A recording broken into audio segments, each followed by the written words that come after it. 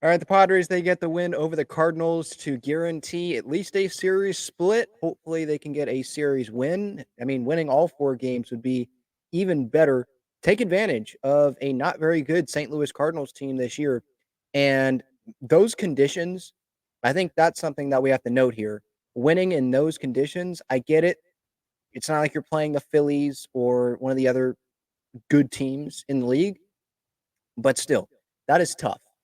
It was not a super long outing from Dylan Cease tonight. He ends up going 4 1/3, 7 hits, 4 earned runs, 4 walks, and pretty much all the pitchers, especially the pot with the Padres uniforms on tonight, you could tell how hot it was. I saw Jesse Agler posted something on Instagram today about it being 100 degrees at one point at Busch Stadium today. So very hot. Um, had to have been like the worst thing ever for the catchers. But for the Padres to be able to put together a comeback in those conditions, you don't get a long start from Dylan Cease. You know that Suarez isn't going to be used today. I was kind of surprised that Tanner Scott was going to be used anyway, to be honest. That's 3 consecutive days for him. But I think his last 2 days, he's thrown more pitches than Suarez has entering this game tonight, before this game tonight, obviously. So I'm just proud of how this team was able to come away with this victory. They were down 2-0 at one point, wild pitch, and then the sac fly by Baker. One of these, I forget if it was the sac fly or a little bit later. I'm not even mad at Dylan Cease for that pitch. It was up and in. It wasn't even a strike, and somehow a good result for the Cardinals ended up being there. So, I mean, sometimes that's just baseball. The top of the second, Manny with a solo homer made it 2-1. Campy RBI single, just putting it at play, makes it 2-2. Mason McCoy grounds out. 3-2 game, and then Luis Arraez, great piece of hitting from him, just taking it the other way, shooting it where he saw that gap at shortstop, making it 4-2. Campy scores there.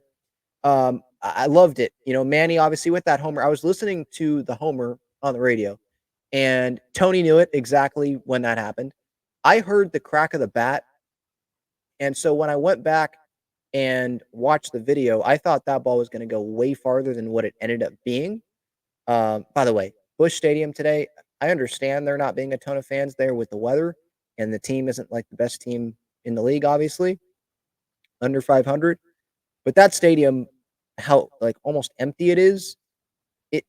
I mean, for me, it reminds me of the Reds ballpark most of the time. They don't have a ton of fans usually, so it's just I don't want to get too much spend too much time on the fans there, but like it is just it's crazy. It's wild for me to look at Busch Stadium and to see it be really empty.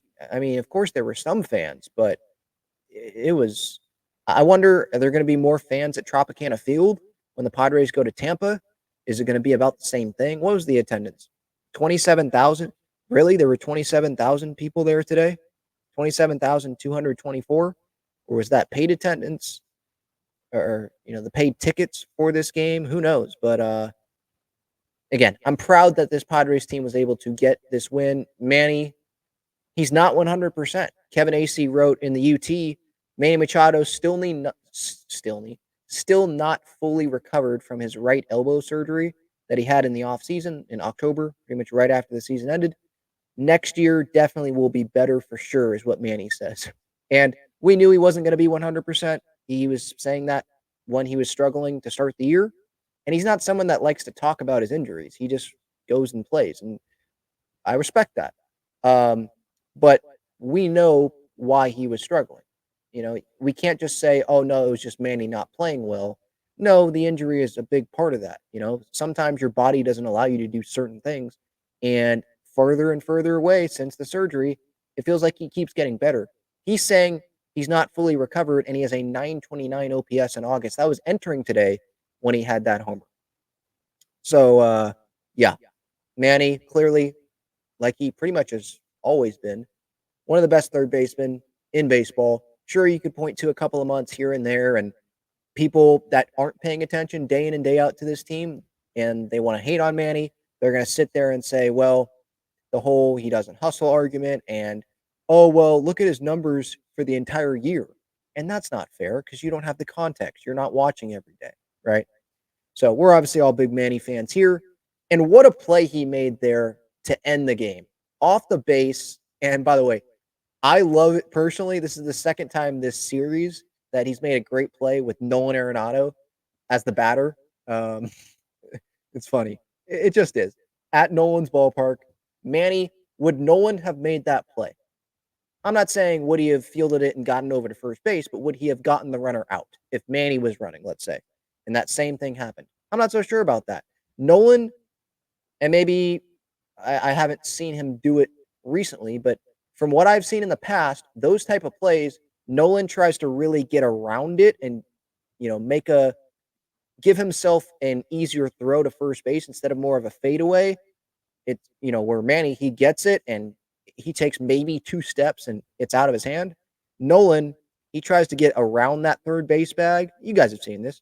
Get around the third base bag. Usually he has time to do it, so I understand it.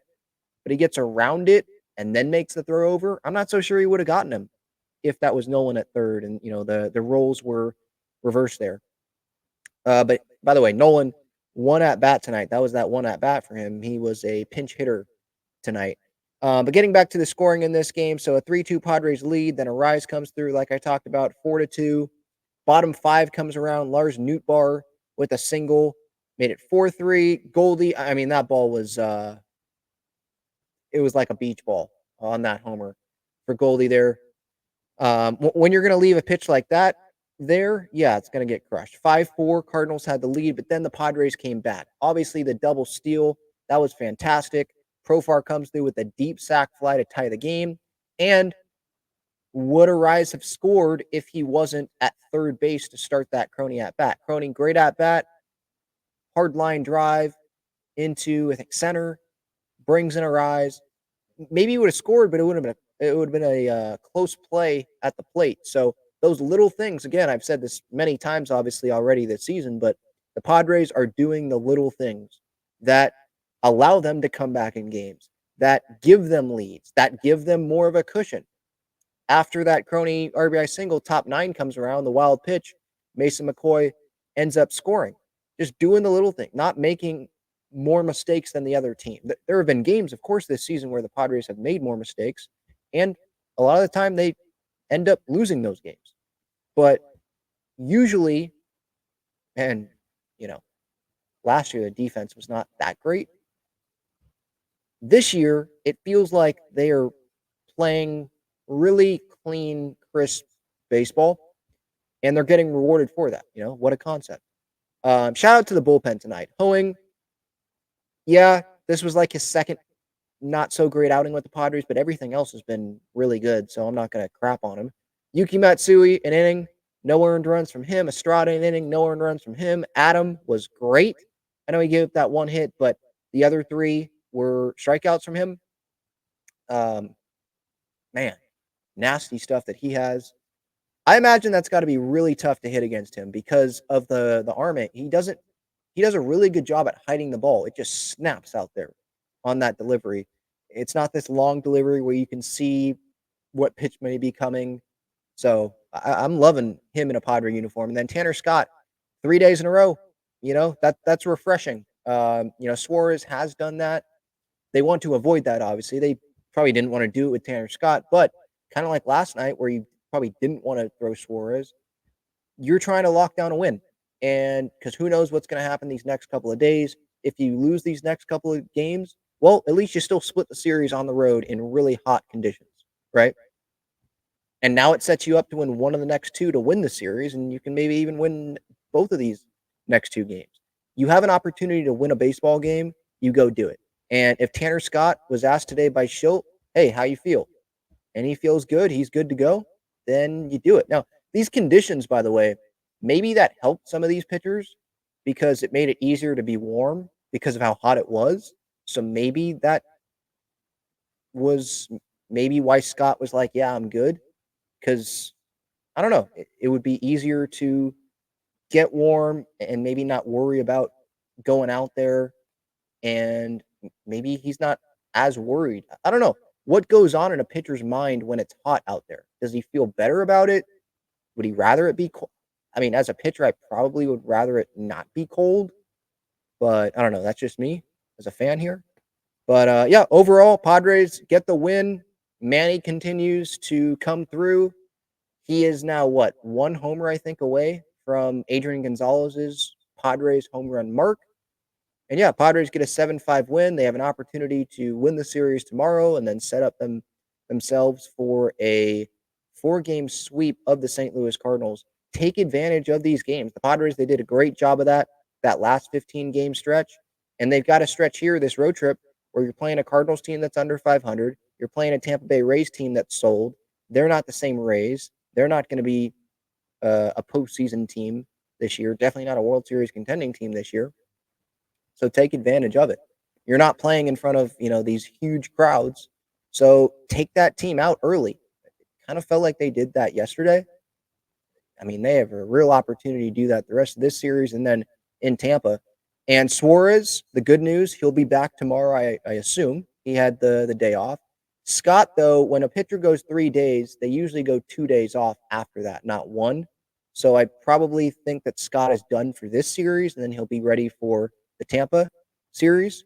But tomorrow, Suarez, Adam, Morahone, Hoeing, Estrada, Matsui, and Reynolds should be available. So even without Scott, the bullpen's still in a good spot for tomorrow, and then probably for Game 4 as well.